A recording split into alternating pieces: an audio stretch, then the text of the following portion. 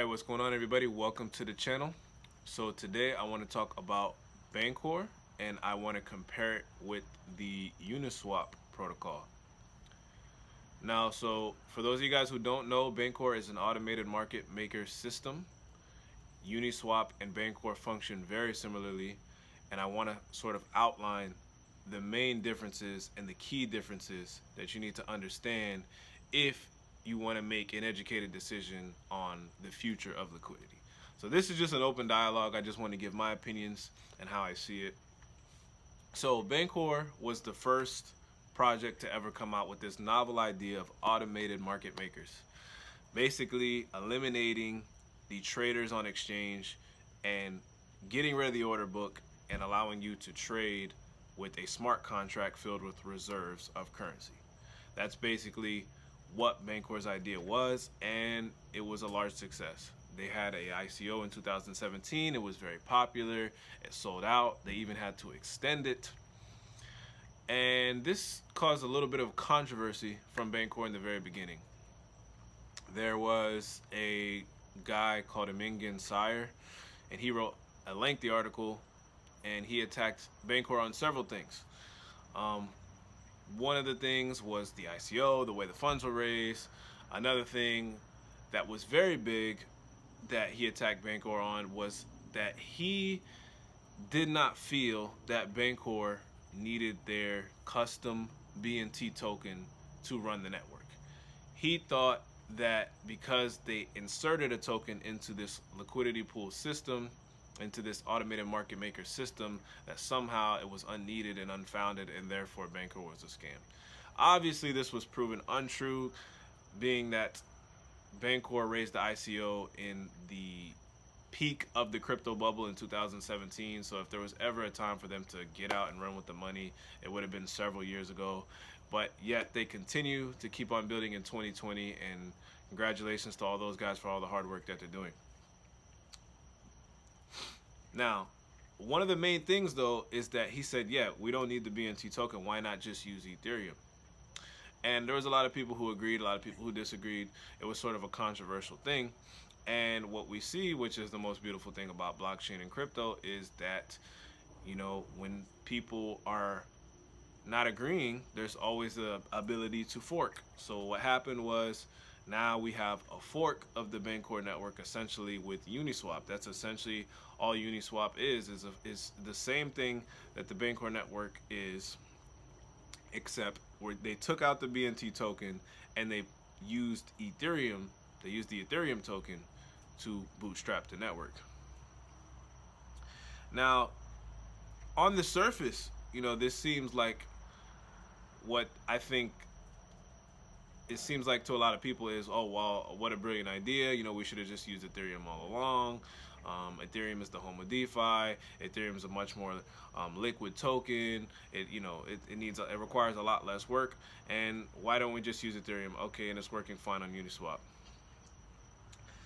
Some of the problems that I can see just from observing the project of Uniswap, and I've even heard Vitalik talk about it on Twitter, is, you know, Uniswap was essentially forked by one person, whereas Bancor has a team of people. Uniswap was essentially one guy, and now they've built to a team. They've gotten sponsorships in order to continue to build and to grow.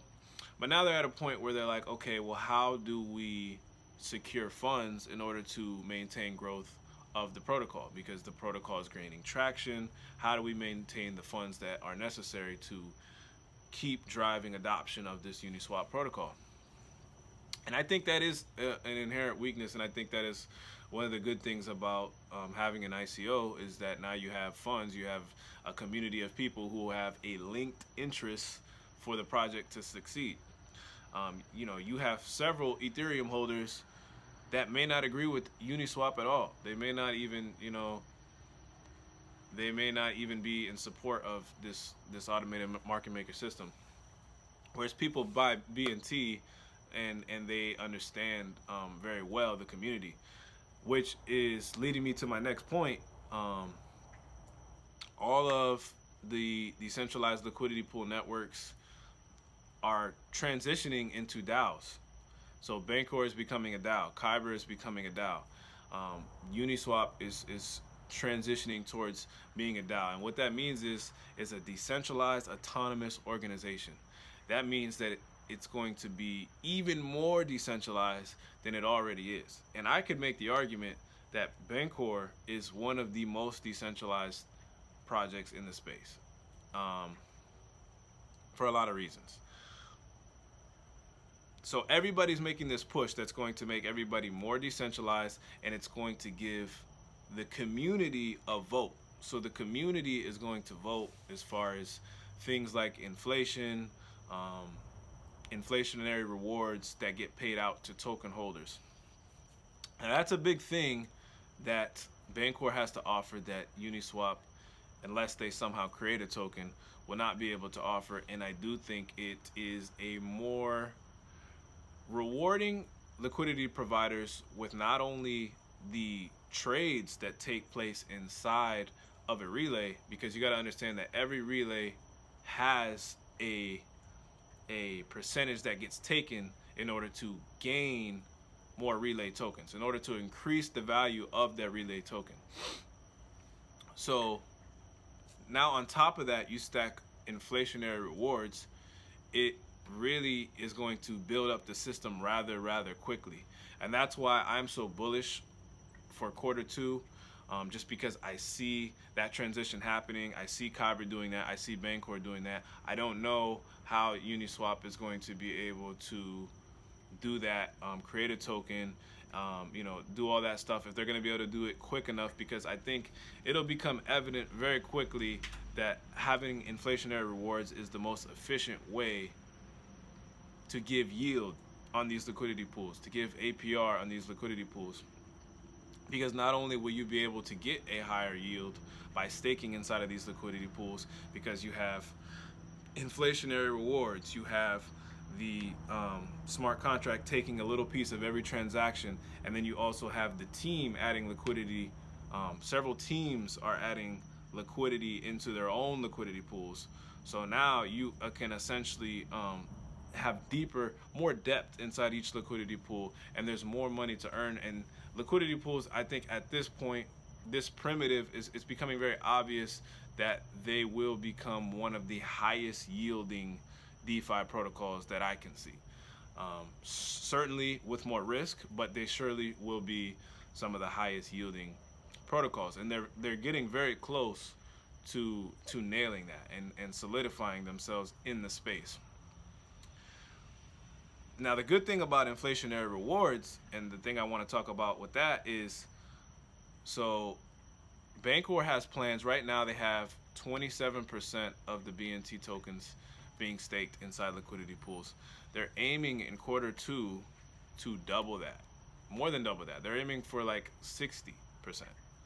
And that's going to be done through inflation, because what happens, as we know, inflation is going to sort of take away from the people who are just hodling the tokens. It's going to incentivize them to then stake in liquidity pools so that they're not getting inflated away, because if they're earning, they're not getting inflated away, because they're earning this yield, they're earning this reward, they're getting back their BNT tokens. So it's going to incentivize the people who are sitting on the sidelines to participate, and then at the same time you're going to be able to get more yield, and there's going to be less circulating supply. So the less circulating supply you have, the more opportunity for the BNT price appreciation to go in the upwards direction, and then create a virtuous cycle. More excitement builds, more liquidity, more people earning on the trading fees that go inside the network, more people wanting to participate, more liquidity. It could really just skyrocket bigger than anything very quickly. I could really see this cycle just keep going up and up and up, and it's going to be, once we start to gain traction, there's going to be no stopping us, because it's going to be a community. It's going to be a big community of people who control this protocol. It's not going to be, whereas Uniswap is like, okay, yeah, you control it a little bit, but at the end of the day, you can't have a whole DAO based on ETH. You know what I'm saying? Like you can't really control the price fluctuations of ETH. Like, you know, there's so many other correlating factors that could drive up or drive down the price of ETH that are out of our control. Not to mention it is a protocol level token. And I just want to say, for somebody who believes that the future is 100% multi-chain, having a protocol level token, to me, be the central point of DeFi doesn't make sense in terms of decentralization, because all it really does is set you up for a centralized point of failure. Because if anything were to happen to the Ethereum blockchain, God forbid, and this is software and this is buggy and this is, you know, everybody knows Ethereum has buggy contracts. I mean, it's not even just Ethereum. I'm picking on them, but let's be honest, anything could happen. A 51% attack could happen on the Ethereum network. And where does that leave you if, you know, that happens? That's why I can appreciate the fact that Bancor is on Ethereum. With Bancor X, they also are on EOS, and they plan to be on every single blockchain, because they understand how powerful of a vision that is, to have a multi-chain future. You know what I mean? Being on every single chain, in my opinion, is where we need to shift our thinking as a philosophy. Because, you know, what's more resilient? I mean, as resilient as the Ethereum chain is, as resilient as the Bitcoin chain is, as resilient as the EOS chain could possibly be, I mean, what's more resilient? Being on every chain? So now every chain has to fail for you to, you know, to be unsecure, or just to be on depending on one chain. So that's why I'm particularly bullish about Bancor over Uniswap at the moment, because I do believe the future is multi-chain. I don't think you know, I think DeFi will be in fact, DeFi is already in EOS. I mean, understandably, it has the most traction in Ethereum right now, but it only has, what, less than 1 billion locked up in DeFi. Like, that's minuscule. That's nothing. That's not even a start. And really, you know, where DeFi is going, we all know it's a $1 trillion market when it comes down to derivatives, when it comes down to liquidity, when it comes down to, you know, you name it. Anything you can think of that involves money, you know, finance. This is a multi-trillion-dollar industry. So anybody who's telling you that, oh, Ethereum is going to be the home of DeFi, 100% sure, and I know. How can you know? There's projects being built on other platforms like EOS. I can tell you firsthand, projects like Chintai that are going to be, you know, they're moving in the right direction. And the EOS community as a whole, I've talked about it before in the past, is definitely moving on the right direction as far as their horizontal scaling, as far as what they're doing for the enterprise world, with solutions like liquid chains. You know, EOS community is on the up and up, and it's going to blow up at some point. And I do think Bancor is going to greatly be affected by this in a way that a lot of people.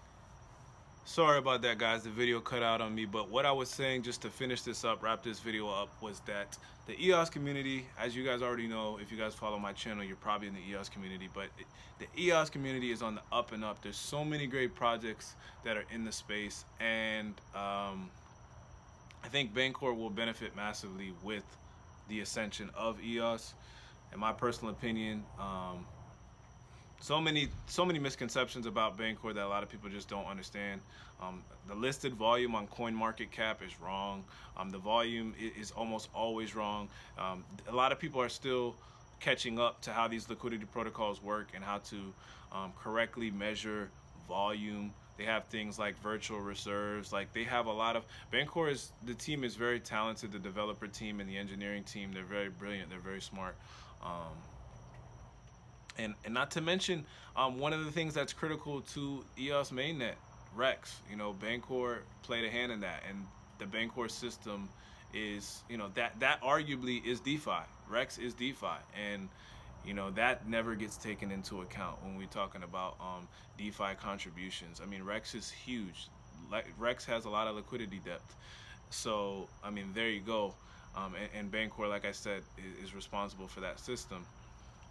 So there's a lot of things for me that I can see um, good coming in the pipeline. So if you have been hodling BNT, I'm just telling you guys, don't don't give up, guys. Stay in the game. You know what I mean? I know the markets are kind of looking ugly right now, but keep your eye on the prize for sure, because Q2 we're gonna have the Bitcoin halving. We're gonna have Bancor transitioning into a DAO. I'm sure there's gonna be just so many other things. We're gonna see EOS 2.0 really start to fully unleash. So we're right here, guys. Q2 should be an exciting quarter, and it's right there around the corner. So that's it, guys. Thank you guys so much for watching, and I'll see you in my next video.